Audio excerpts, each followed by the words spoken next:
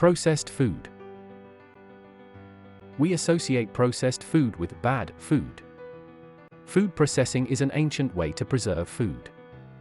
Let's have a look at what kind of processed food classifications there are. Primary. Primary is the process of turning agricultural products and livestock into forms, which can be eaten and includes drying, milling grains, shelling nuts, butchering and deboning the meat, freezing, smoking fish and meat, canning food, preserving through food irradiation, which is the process of exposing food and food packaging to ionizing radiation, candling eggs, which allows determining the development of the embryo, homogenizing, and pasteurizing milk.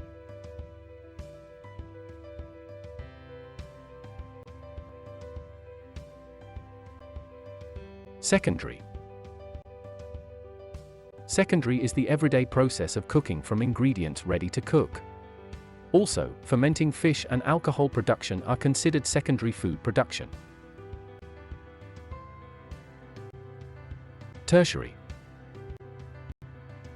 Tertiary, also called convenience food. These are ready-to-eat or heat and serve foods, such as pre-packed meals like reheated airline meals. Convenience food is often sold as hot, ready-to-eat dishes, as room temperature, shelf-stable products, or refrigerated or frozen food products requiring minimal preparation, typically just heating. Some history.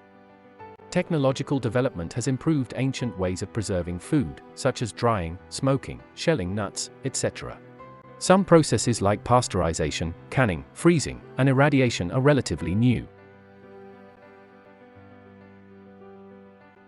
The canning of food was developed in the 19th century. Canning was initially hazardous due to the content of lead in the metal used. Nowadays, it is a safe way to preserve food, but processing methods such as adding sugar, salt, and other preservatives can impact our health. Freezing food in a modern way is credited to Clarence Birdseye back in 1924. The commercialization of it evolved after World War II in Western countries.